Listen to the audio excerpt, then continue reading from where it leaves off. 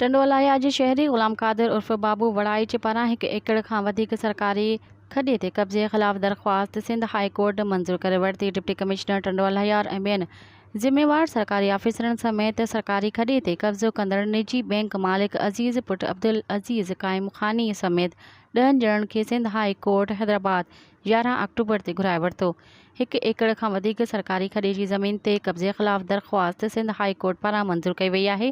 सरकारी खॾे ते कब्ज़े खां पोइ खॾे जी एराज़ी तमामु घटिजी वञण जे करे हर वक़्तु शहरियुनि खे मुश्किलातुनि खे मुंहुं ॾियणो थो पवे। खॾ में गंदो पाणी गॾु थियण खां पोइ शहरियुनि जे घरनि ऐं रोडनि रस्तनि ते गंदो पाणी अची वञे, जंहिं करे वॾियूं मुश्किलातूं पैदा थियूं वञनि। टंडोलाया जे शहरी ग़ुलाम क़ादिर उर्फ़ बाबू वड़ाइच समेत ॿियनि शहरियुनि सरकारी खॾे ते कब्ज़ो कंदड़नि ख़िलाफ़ क़ानूनी कार्रवाई करण जो मुतालबो कंदे चयो आहे त सरकारी खॾे ते ग़ैर क़ानूनी तामीर थींदड़ कारोबारी मर्कज़नि समेत समूरनि दुकाननि खे हटाए सरकारी खॾे तां कब्ज़ो ख़तमु कराए वञे। मज़ीद ख़बरनि ऐं तफ़सीलात लाइ विज़िट कयो असांजी वेबसाइट www.awamiNewsHD.com ऐं ॾिसंदा रहो अवामी न्यूज़ HD।